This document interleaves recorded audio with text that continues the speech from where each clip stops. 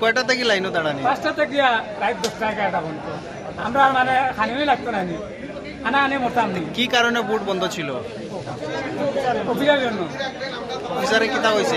ভুল হয়েছে, আর বাদে প্রার্থনা করে ফাউল করি আইয়া। কে পাও ধরে?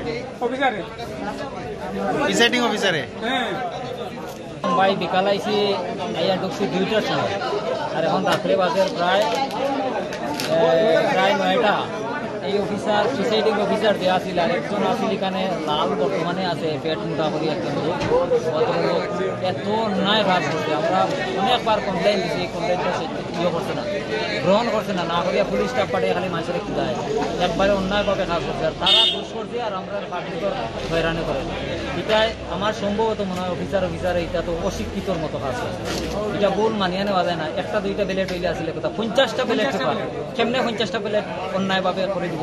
নিশ্চয়ই কোনো একটা সাল আছে এটার মধ্যে, সাল ছাড়া কোনো মানে কি হয়েছিল 50টা ব্যালটে? এই ব্যালেট 5 নম্বর ওয়ার্ডের ব্যালেটটা 6 নম্বর ওয়ার্ডে গেছে। এরপরে ভিতরে যে স্টাফগুলো আছে একটার পর একটা তো সিরিয়ালে যায়। ব্যালেটটা দিতে সময় যারা দিছে তারা কি চৌকে দেখছে না, নিশ্চয়ই পড়াশোনা জানিয়া কেন ট্রেনিং দিয়ে আইতো আছে। একদম বোঝা গেছে নিরঙ্করের মতো তারা যে এইখানে ঢুকছে যারা স্টাফ, এটা ভালো না স্টাফ। তারা ভবিষ্যতে যাতে তারা ট্রেনিং দিয়া আনা হয় সেন্টার। এই মানুষগুলো এখন প্রায় 200 মানুষের এই রাত্রে 10টা পর্যন্ত, এখনো 12টা পর্যন্ত। এখন কি সেন্টারে রিপুল হচ্ছে? রিপুল হচ্ছে জোড়াতে এখানে চাইছে। আমি কইছি আমার ওয়াইফের কাছে জোড়া মাঙ্গিত, যেতে আমার ওয়াইফ গেছে গিয়া ভোট দিয়ে এখন ভুল করছে, আমার ওয়াইফে যদি মাফ করে দিলায়, আরো যত মহিলা আছে সব মহিলার কাছে মাফ চাইতো ওই অফিসার গুলাই। আমার কাছে যারা 2জন এখানে জোড়াতে করছে, এইটার মানে তারা কোনো কিছু প্রিসাইডিং এর অফিসারের কত এখানে যে ইনচার্জ যারা আছে প্রিসাইডিং যারা, তাদের সুপ্রিম অর্ডার তাদের আছে। কোনো কিছু হইলে তাড়াতাড়ি ফোর্স পাঠাই দেয়, পুলিশ পাঠাই দেয়। মানুষে কত কষ্ট করতেছে, আর দোষ তারার আর পানিশমেন্ট আমাদের পাবলিকের। এটা যাতে গভর্নমেন্টে একটা নজর দেয় এই অফিসারগুলোর উপরে, শুধু একদম পানিশমেন্ট যাতে দেওয়া হয়। সুস্থ বোর্ড চাইতেছি, মানে যাতে সুস্থভাবে হয়। আমাদের এলাকার মানুষ খুব সুস্থ, কোনো শৃঙ্খলা করছে না। আর নাইলে এখান থেকে যাইতে পারলো না, তালা মারিয়া অফিসাররা একদম দুলাই করে দিল না। কিন্তু এরকম ব্যবহার করছে না আমাদের এখানে মানুষ। এত ভদ্র দক্ষিণ কদমতলার মানুষ। এটা কোন সেন্টার? দক্ষিণ কদমতলা 6 নম্বর সেন্টার। দক্ষিণ স্কুল। এখন কি সিদ্ধান্ত হয়েছে? সিদ্ধান্ত হয়েছে ভোটটা আবার হইব, 2.5 ঘন্টা হইব, একটা সমাধান হয়েছে, ভোটটা হইতো। আপনারা কি জানে না তো এখানে আইবার কোনো দরকার আছে? এখন পর্যন্ত কোনো খবর নেই বা বিরোধী দল থেকেও এরকম কোনো অভিযোগ আসেনি, কিন্তু এখন দেখা যাচ্ছে রাত প্রায় 9:15 বাজে। কিন্তু এই কেন্দ্রে কি সমস্যা হয়েছিল যেখানে এত দীর্ঘ লাইন এখন দেখা যাচ্ছে? সাধারণত ভোট সকালবেলা 7টা থেকে শুরু হয়েছে, তার পূর্ববর্তী যে প্রক্রিয়াগুলো ছিল সবগুলো করে 7টা থেকে ভোট গ্রহণ করা শুরু হয়েছে। কিন্তু দক্ষিণ কদমতলা জুনিয়র বেসিক যে স্কুলটা, সেখানে 2টো পুলিং স্টেশন করা হয়েছে। এই 2টো পুলিং স্টেশনের মধ্যে সাউথ উইংয়ের যে পুলিং স্টেশনটা করা হয়েছে, সেখানে 2টো ওয়ার্ডের ভোট চলছিল। এখানে একটি ব্যালট বাক্সে ভোট গ্রহণ চলার কারণে এখানে প্রচুর ভোটার ছিলেন, যার কারণে সকাল থেকেই ধীর গতিতে ভোট চলছিল।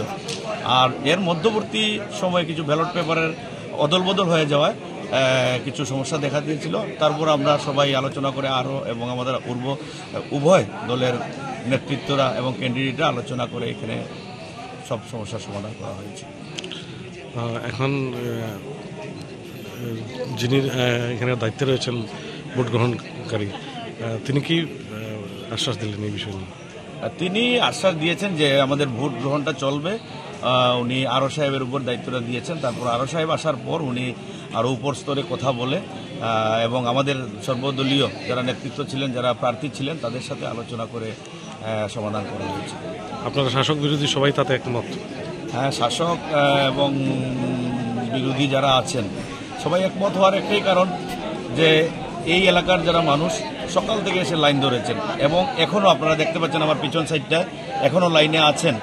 তো রাত্র প্রায় এখন 8টা বাজতে চলেছে এবং ভোট গ্রহণ হয়তোবা 10টা 11টা পর্যন্ত চলবে। তো তাদের দিকে বিবেচনা করে আমরা উভয় দলই আমরা একটা সহমতে আমরা পৌঁছেছি। কদমতলা ব্লক এলাকায় কংগ্রেসের নেতৃত্ব দিচ্ছেন এবং বর্তমানে একজন প্রার্থীও বটে আপনি। আজকের সার্বিক পরিস্থিতি নিয়ে খুব সংক্ষিপ্তভাবে আমাদের